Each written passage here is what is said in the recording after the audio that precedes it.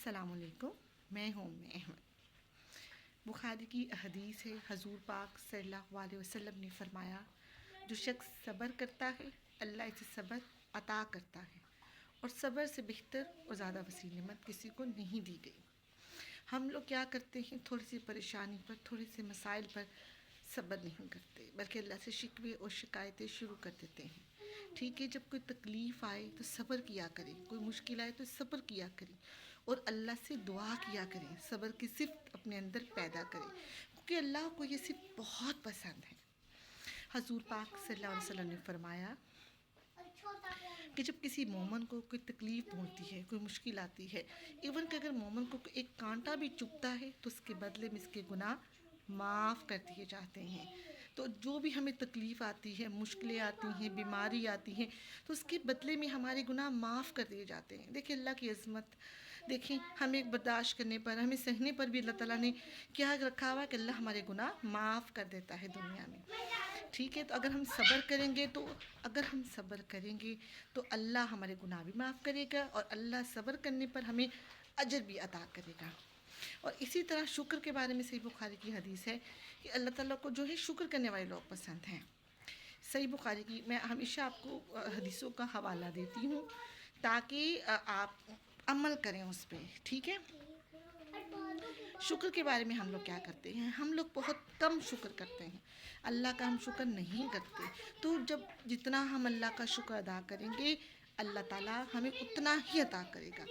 صحیح بخاری کی حدیث ہے، حضرت عائشہ رضی اللہ تعالیٰ عنہ نے فرمایا کہ حضور پاک صلی اللہ علیہ وسلم اتنا لمبا قیام کرتے، جب وہ نماز کے لیے کھڑے ہوتے تو اتنی دیر تک قیام کرتے، اتنی دیر تک تلاوت کرتے کہ آپ کے پاؤں مبارک سرخ ہو جاتے ہیں۔ تو عائشہ نے فرمایا، یا رسول اللہ، جب آپ کے گناہ اگلے پچھلے اللہ نے معاف کر دیے ہیں تو پھر آپ اتنا لمبا قیام کرتے ہیں؟ تو آپ نے کہا، کیا میں اللہ کا شکر گزار بندہ نہ بنوں؟ تو ہمیں بھی اللہ کا شکر گزار بندہ بننا ہے۔ جب ہمارے نبی اللہ کا شکر ادا کرتے تھے، ٹھیک ہے، تو ہم کیوں نہیں کر سکتے؟ ہم نے کس کی پیروی کرنی ہے؟ ہم نے کس کو فالو کرنا ہے؟ ہم نے اپنے نبی کو، پیارے رسول کو فالو کرنا ہے۔ ٹھیک ہے، ویسے بھی عید میلاد النبی کا مہینہ شروع ہو چکا ہے، تو درود شریف پڑھیں، زیادہ سے زیادہ درود شریف پڑھیں۔ ٹھیک ہے، زیادہ سے زیادہ پڑھیں اور صبر کریں، شکر کریں۔ جب کوئی مشکل آ جائے تو آپ نے صبر کرنا ہے، اور جب کوئی نعمت مل جائے تو شکر کرنا ہے۔ چھوٹی چھوٹی باتوں پہ شکر ادا کیا کریں۔ شکر کرنے کی ضرورت نہیں ہے کہ میں بہت سی کامیابی ملے گی، نہیں، اپنی آنکھ کو دیکھ لیں، اپنی آنکھوں کو دیکھیں، ہاتھوں کو دیکھیں، پاؤں کو دیکھیں، صحت کو دیکھیں، کتنی نعمتوں سے اللہ تعالیٰ نے ہمیں نوازا ہوا ہے۔ اب آپ یہ دیکھیں، ہمارا پورا وجود ایک معجزہ ہے۔ دیکھیں کتنی بڑی نعمتیں، آنکھیں کتنی بڑی نعمتیں ہیں، دیکھیں ناک دیکھیں، کان دیکھیں، ہر چیز ایک اللہ کی نعمت ہے۔ ہاتھ پاؤں جن کے پاس نہیں ہے آپ ان سے پوچھیں، تو یہ ساری چیزیں اللہ کی نعمتیں ہیں۔ اب ہم اپنی صحت کا شکر ادا نہیں کرتے، آپ کبھی ہاسپٹل میں چلے جائیں تو ایسے ایسے آپ کو مریض ملیں گے اور اتنے اتنے پریشان لوگ ملیں گے۔ شکر کریں کہ اپنے گھر میں ہیں، اپنے اہل و عیال میں ہیں، اپنی چھت کے نیچے بیٹھے ہیں، تو اللہ کا شکر کریں۔ اللہ تعالیٰ نے آپ کو اولاد دی ہے تو اللہ کا شکر کریں۔